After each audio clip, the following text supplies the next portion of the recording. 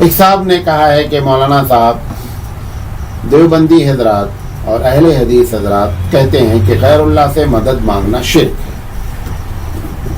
میری بات یہ سمجھ میں نہیں آتی کہ آپ لوگ ایسا کیوں کہتے ہیں، جبکہ سلیمان علیہ السلام نے جب میٹنگ کی تو جنات نے کہا کہ اگر آپ اجازت دیں تو ہم ملکہ سبا کا پورا تخت اٹھا سکتے ہیں۔ تو آخر سلیمان علیہ السلام نے مدد مانگی یا نہیں مانگی؟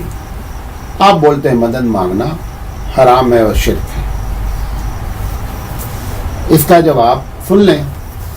مدد دو طریقے کی ہوتی ہے۔ ایک مدد ہماری ضرورت ہے جو ظاہری ہے، میں یہاں بیٹھا ہوں یا یہ ٹیبل ہے، یہ ٹیبل اتنا وزنی ہے کہ میں اکیلے نہیں اٹھا سکتا، میں کہہ رہا ہوں بھیا ذرا پکڑو۔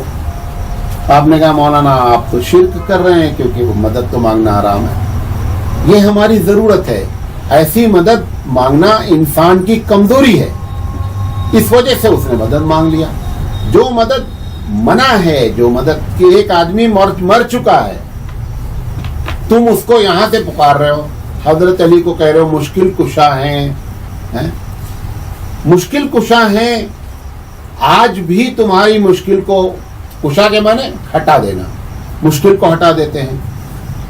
ہم نے ایک شیعہ سے بات کیا، ابھی 2 دن پہلے کی بات ہے، تو وہ کہنے لگا کہ آپ علی کو اچھے ہماری تقریریں سنتے ہیں۔ انہوں نے کہا مولانا صاحب یہ بتائیے کہ آپ علی کے بارے میں کیا عقیدہ رکھتے ہیں، علی مشکل کشا ہے کہ نہیں ہے؟ ہم نے کہا ہم اللہ کے علاوہ کسی کو مشکل کشا نہیں مانتے۔ تو اس نے کہا کہ یہ تو بہت بڑا مسئلہ ہے۔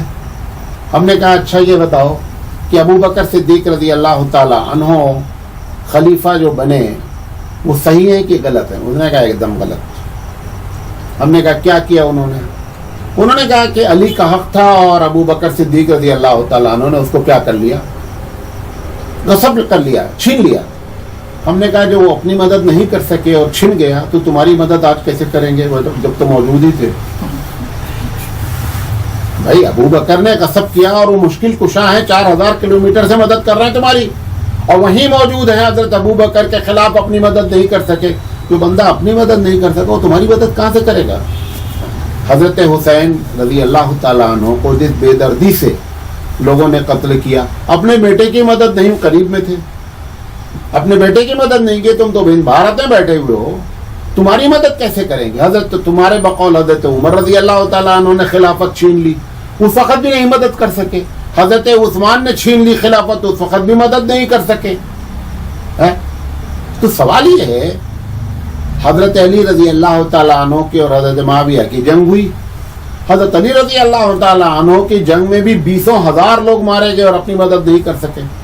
تو اگر مشکل کشا کا مطلب یہی ہے تو پھر تب تو آپ بتائیے کہ آپ جو کہہ رہے ہیں کیا؟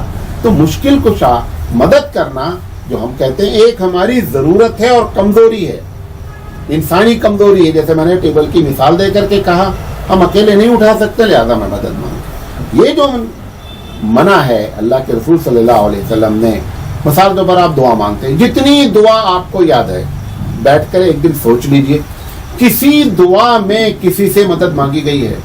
آپ کہتے ہیں اللہم افتح لی ابواب رحمتک، کہ اللہ مسجد میں داخل ہونے کی دعا، کہ اللہ مسجد میں داخل ہونا رحمت کا دروازہ میرے لیے کھول دے۔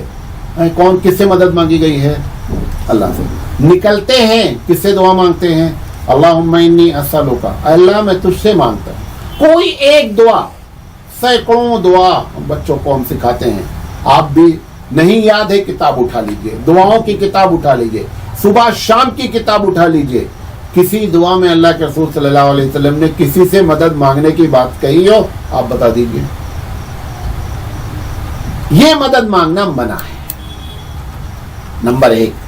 نمبر 2، قرآن میں اس کے خلاف لکھا ہوا ہے۔ قرآن کہہ رہا ہے ادعونی استجب لکم، کہ لوگوں مجھے پکارو، اللہ کہہ رہا ہے مجھے پکارو میں تمہاری دعا قبول کرتا ہوں۔ اللہ تعالیٰ کو کہنا چاہیے لوگوں بزرگوں کو پکارو، اولیاء اللہ کو پکارو، وہ تمہاری بات ہم تک پہنچائیں گے، تب ہم کیا کریں گے کہ تمہارا مسئلہ حل کریں گے۔ اس وقت بھی نہیں کہا۔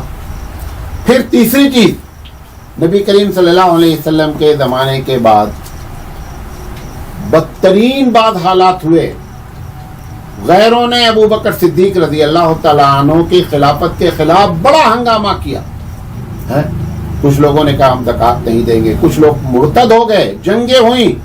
एक मरतबा अबू बकर सिद्दीक रजी अल्लाह तआला अन्हु वहीं बाजू में बैठे रहते थे और नबी की कब्र पे जाकर नहीं बोले कि अल्लाह के रसूल हालात बहुत खराब है, मदद कर दीजिए। या अल्लाह के रसूल सल्लल्लाहु अलैहि वसल्लम ने पूरी जिंदगी जंगें लड़ी, हालात खराब हुए, मदद किससे मांगी? अल्लाह से मांगी। फरमाया लोगों अगर जूते का फीता भी टूट जाए तो किससे मांगो? अल्लाह से मांगो।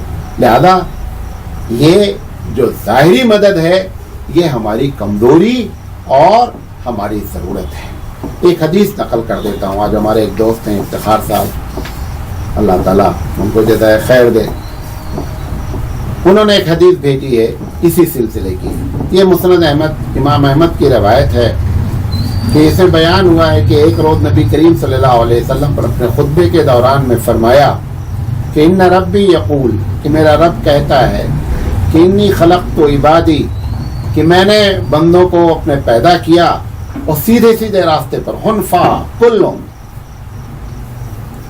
सब सीधे थे।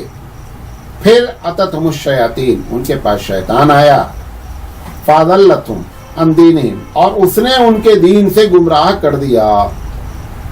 व हर्रमत अलैहिम मा अहलल्तु, और उन चीजों को हराम कर दिया जिनको मैंने हलाल कहा था, और उन चीजों को उसने शिर्क कराया, उन चीजों का शिर्क कराया कि जो मेरे साथ शरीक नहीं थे। ये हदीस मुस्नद अहमद की है।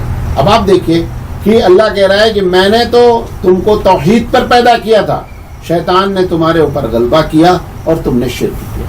लिहाजा इस किस्म की मिसालें दे करके क्या कहते हैं, लोगों को गुमराह करने से बचना चाहिए।